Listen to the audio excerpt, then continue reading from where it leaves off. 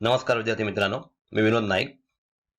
आपण पाहत आहोत इयत्ता 8वी विज्ञान चौथा लेसन धारा विद्युत आणि चुंबकत्व. म्हणजेच विद्युत धारा आणि चुंबकत्व हे एकमेकांशी कसे रिलेटेड आहेत त्याविषयी आपण या पाठात बघणार आहोत. चला तर मग बघूया धारा विद्युत. बघा, धारा विद्युत म्हणजे काय, तर एखाद्या सुवाहकामध्ये म्हणजे जो गुड कंडक्टर आहे इलेक्ट्रिसिटीचा.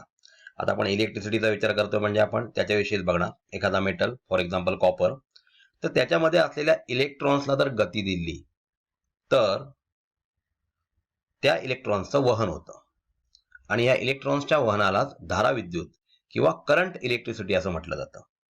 तर करंट इलेक्ट्रिसिटी म्हणजेच विद्युत प्रवाह वाहत असताना कोणत्या गोष्टींवर तो विद्युत प्रवाह अवलंबून असतो, कशा प्रकारे विद्युत धारा वाहते, पोटेन्शियल डिफरन्स म्हणजे काय, ते आपल्याला जाणून घेणं खूप गरजेचं आहे. जेव्हा ढगातून जमिनीवर वीज पडते तेव्हा मोठा विद्युत प्रवाह वाहतो. बघा, आपण बघतो पावसाळ्याच्या दिवसामध्ये ढगात म्हणजे ढगांचा गडगडाट त्याच वेळेला वीज पडताना आपल्याला दिसते.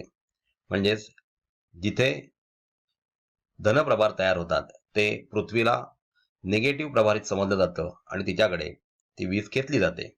जनरली ही वीज कोणाच्या अंगावर पडली तर माणूस तिथे मरू सुद्धा शकतो. याचं कारण आपला जनरल जो यूज आहे इलेक्ट्रिसिटीचा तो 230 ते 240 व्होल्ट या दरम्यान असतो, परंतु हा कित्येक कोटी व्होल्ट हे पोटेन्शियल डिफरन्स असतं आणि त्याच्यामुळे याचा झटक्याने माणूस किंवा कोणताही प्राणी मरू शकतो. तर तेव्हा आपण बघूया की जर ही वीज ढगातून जमिनीवर जेव्हा येते त्यावेळेला विद्युत प्रवाह वाहताना आपल्याला आकाशात दिसतो, तर कोणतीही संवेदना आपल्याला मेंदूकडे जाणाऱ्या सूक्ष्म विद्युत प्रवाहाने होते. लक्षात ठेवा, आपल्या शरीरात सुद्धा जेव्हा संवेदनांचं वहन होतं, म्हणजे आपण एखाद्या माणसाला बघतो तेव्हा आपण आपला मेंदू जो आहे तो त्याला इंटरप्रेट करतो की हा माणूस आपण याच्यापूर्वी बघितला होता का. कम्प्युटर प्रमाणेच ही मेमरी सुद्धा चेक केली जाते.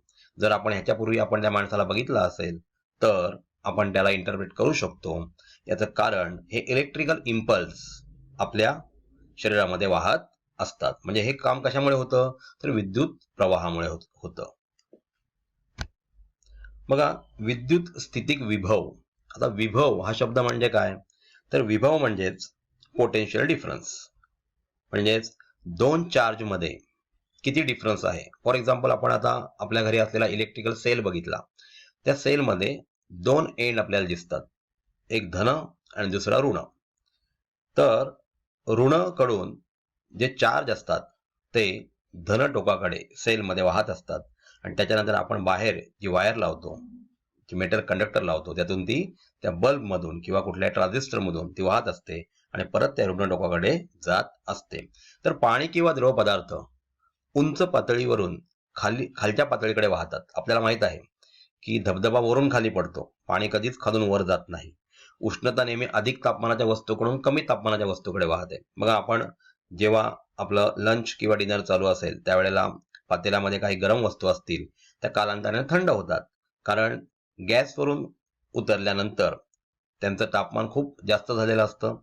ते त्याच्या सराउंडिंगमध्ये त्या टेम्परेचर ट्रान्सफर करतात आणि त्याच्यामुळे त्या वस्तू हळूहळू थंड होतात. म्हणजेच उष्णता नेहमी जास्त तापमानाकडून अधिक तापमानाकडून कमी तापमानाकडे वाहत असते. त्याप्रमाणेच विद्युत प्रवाह हे धनाकडून ऋणाकडे नेहमी वाहत असतात. विद्युत प्रवाहाच्या वाहनांची दिशा ठरविणाऱ्या या विद्युत पातळीस विद्युत स्थितिक विभव म्हणजे इलेक्ट्रोस्टॅटिक पोटेन्शियल असं म्हटलं जातं. बघा विद्यार्थी मित्रांनो, परत एकदा मी तुम्हाला सांगतो की आपण जो सेल बघतो त्याच्यावर लिहिलेलं असतं 1.5 व्होल्ट. आता व्ही व्होल्ट हे विभवांतराचं एकक आहे, म्हणजे पोटेन्शियल डिफरन्सचं ते एकक आहे. धबधब्याची उंची, उष्ण व थंड वस्तूंच्या तापमानातील फरक याचप्रमाणे दोन बिंदूंच्या विभवांमधील म्हणजे चार्ज किती आहे त्याच्यामधील फरक म्हणजेच विभवांतर होय.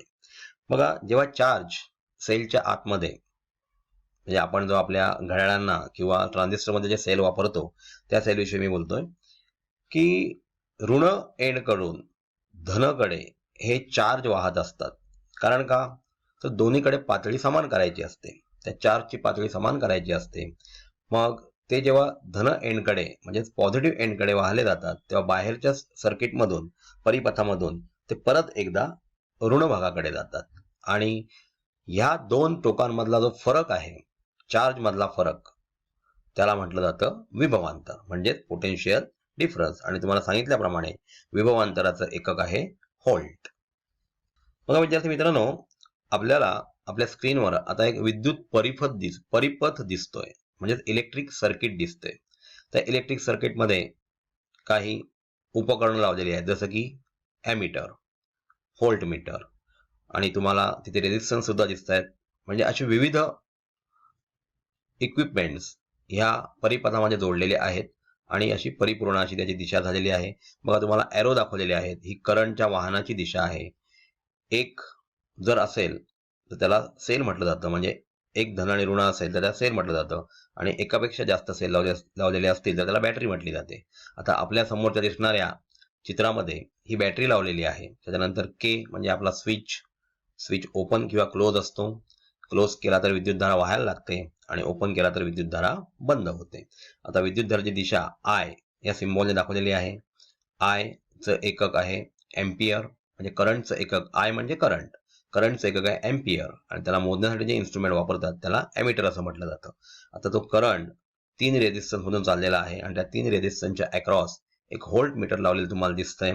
या व्होल्ट मीटरमध्ये आपण पोटेन्शियल डिफरन्स म्हणजेच विभवांतर मोजणार आहोत. तर अशा प्रकारे ही विद्युत परिपथाची डायग्राम आपल्या समोर दिसत आहे. तर विद्यार्थी मित्रांनो, आपण ह्या सेशनमध्ये बघितलं की विद्युत धारा म्हणजे काय, म्हणजेच इलेक्ट्रॉन्सला गती दिली. आता तुमच्या मनात येईल की इलेक्ट्रॉन्सला गती कशी दिली जाते.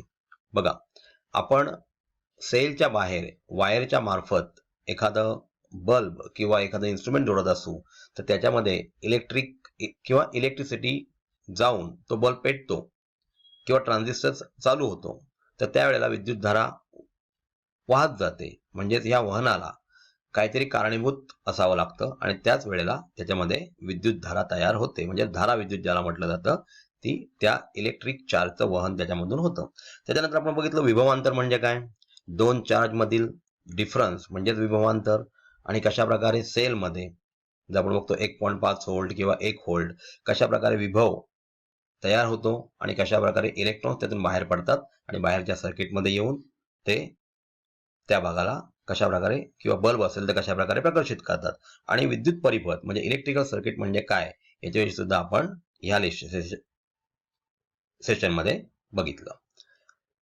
तर विद्यार्थी मित्रांनो, आपल्याला मी सांगू इच्छितो की AAS विद्यालय या विद्यालयामार्फत आपणाला ऑनलाईन कोचिंग जी आपण घर बसल्या घेऊ शकता.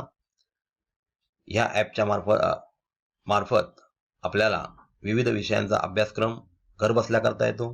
त्याचप्रमाणे अमर्याद टेस्टचा अनुभव सुद्धा आपल्याला या ॲपच्या मार्फत घेता येतो. आपल्याला काही प्रॉब्लेम्स असतील तर तज्ज्ञ शिक्षकांच्या मदतीने आपण ते सॉल्व्ह करू शकता.